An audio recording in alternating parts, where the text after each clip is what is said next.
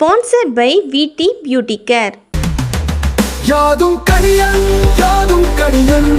Hey guys, this is Divya Dashni, voiceover artist from Yadam Kaniyan. உலகின் பிரபல பாடகிகளுள் ஒருவர் தான் AR Raihanah. AR Raihanah background singer மட்டும் இல்லாம திரைப்பட இசையமைப்பாளரும் கூட.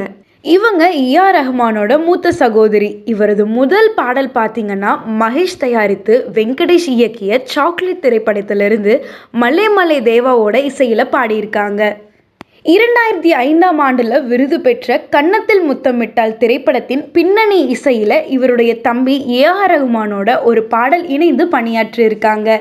மணிரத்னம் இயக்கிய காற்று வெளியிடை திரைப்படத்துல சரட்டு வண்டியில பாடலை பாடியிருக்காங்க. மேலும் சிவாஜி படத்துல எஸ்பி பாலசுப்ரமணியம் மற்றும் பென்னி தயலுடன் இணைந்து பல்லேலக்கா பாடலையும் பாடியிருக்காங்க.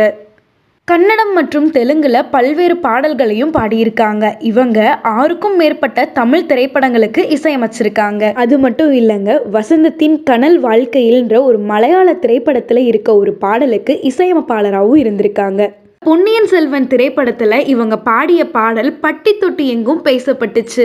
ஏஆர் ரெய்ஹானா கிட்ட உங்களுடைய குருநாதர் யாருன்னு கேட்டபோது, இந்த துறையில என்னுடைய தந்தை தான் என்னை வழிநடத்தி இருக்காரு, என்னுடைய தந்தை தான் என்னுடைய முதல் குருநாதர்னு சொல்லியிருக்காங்க.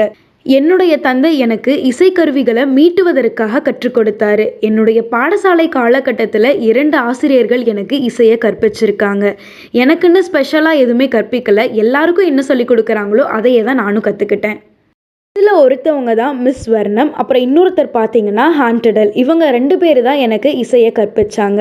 இவங்க தான் என்னுடைய பாடசாலை ஆசிரியரும் கூட. அப்போல்லாம் நான் வெறும் பொழுதுபோக்குக்காக தான் இசையை கற்றுக்கிட்டேன். 35 வயசுக்கு மேலே தான் கர்நாடக இசை, ஹிந்துஸ்தானி இசை ஆகியவற்றை கற்றுக்கொள்ளவே ஆரம்பித்தேன். அம்மாப்பேட்டை கிருஷ்ணமூர்த்தி மற்றும் கிருஷ்ண வாலேஸ் ஆகியோர் எனக்கு இசையை கற்றுக் கொடுத்தாங்க. ராமமூர்த்தி ராவ் எனும் ஆசிரியரும் எனக்கு இசையை கற்றுக் கொடுத்தாரு. சகோதரர் இசை புயல் ஏஆர் ரஹ்மான் பல இசை கச்சேரிகளை செஞ்சுருக்காங்க.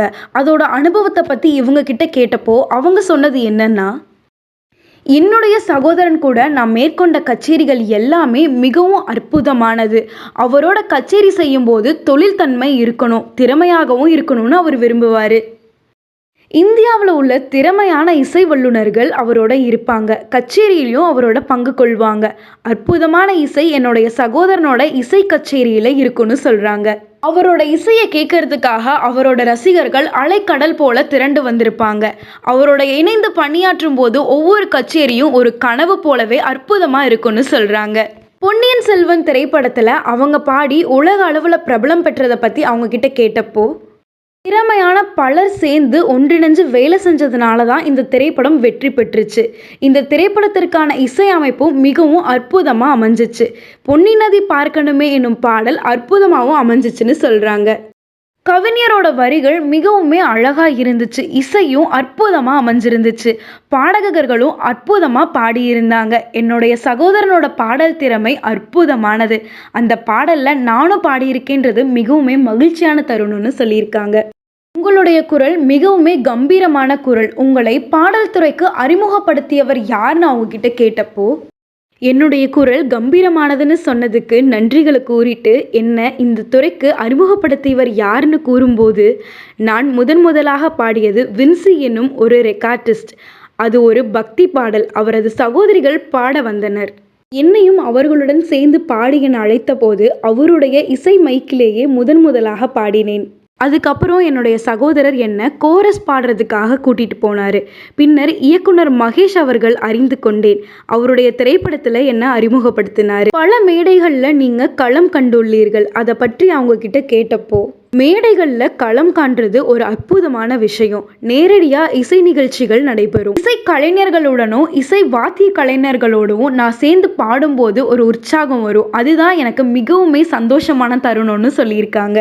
உங்ககிட்ட உங்களுடைய சகோதரர் பற்றி சொல்லுங்க அப்படின்னு கேட்டப்போ, என்னுடைய சகோதரர் ஒரு அற்புதமான மனிதர், ஒரு ஒழுக்கமான மனிதர், கடுமையான உழைப்பாளி அப்படின்னு சொல்லியிருக்காங்க. பிறக்கும்போது இசைக்கின்றி பிறந்தவர். அவர் கிட்டத்தட்ட அவரோட முழு வாழ்க்கையுமே இசைக்காக அர்ப்பணிச்சிருக்காரு. அவர் ஒரு அற்புதமான மனிதர். அவர் இதுவரைக்கும் யாரையுமே புண்படுத்தினது இல்லை. தானுண்டு தன் வேலையுண்டுன்னு இருப்பாரு. ஏழைகளுக்கு உதவக்கூடிய குணம் இருக்கு இவருக்கு. இரக்க குணம் அதிகமாகவே இருக்கு. ஏனெனும் இது எல்லாமே அவர் வெளியே சொல்றதே கிடையாது. எனக்கு அவர்கிட்ட பிடிச்சதே இந்த விஷயம்தான். அவர் ரொம்ப அடக்கமான மனிதர். அவர் செய்த பெரிய விஷயங்கள் கூட வீட்டுக்கு தெரியக்கூடாதுன்னு நினைப்பாரு. உலகெங்கும் பறந்து வாழும் உங்களோட ரசிகர்களுக்கு நீங்க சொல்ல விரும்புறது என்ன அப்படின்னு அவங்க கிட்ட கேட்டப்போ, நான் சில நேரத்துலலாம் யோசிப்பேன், எனக்கு ரசிகர்கள்லாம் இருக்காங்களா, என்னுடைய குரலையும் ரசிக்கிறாங்களா அப்படின்லாம். பல பாடகிகள் போல எனக்கு இனிமையான குரல்லாம் இல்லை. எனக்குன்னு ஒரு தனிமையான குரல் வளம் இருக்கு. அதற்கென்று ஒரு தனித்துவமான சக்தியுமே இருக்குன்னு சொல்றாங்க. என்னுடைய குரலையும் ரசிகர்கள் ரசிப்பதை பார்த்து எனக்கு மிகவுமே மகிழ்ச்சியா இருக்கு. என்னுடைய ரசிகர்கள் அவர்களுடைய வாழ்க்கையில வெற்றி அடையணும், அவர்கள் திருப்தியான வாழ்க்கையை வாழணும்னு நான் நினைக்கிறேன். பணத்துக்கு பின்னாடி ஓடாம எல்லாருமே இனிமையான மனிதர்களா வாழ வேணும்னு நினைக்கிறேன். என்னுடைய ரசிகர்கள் நேர்மையா அவங்களோட வேலையையும் பார்க்கணும், அவங்களுடைய குடும்பத்தையும் பார்த்துக்கணும், அவங்க மகிழ்ச்சியா இருக்கணும்னு நான் வேண்டிக்கிறேன் சொல்றாங்க. இந்த மாதிரியான விஷயங்களை நீங்க தெரிஞ்சுக்கணும்னு நினைச்சீங்கன்னா நம்ம யாதும் கணியன் சேனலை மறக்காம சப்ஸ்கிரைப் பண்ணிட்டு இந்த வீடியோக்கு லைக் அண்ட் கமெண்ட் பண்ணுங்க. யாதும் கணியன்.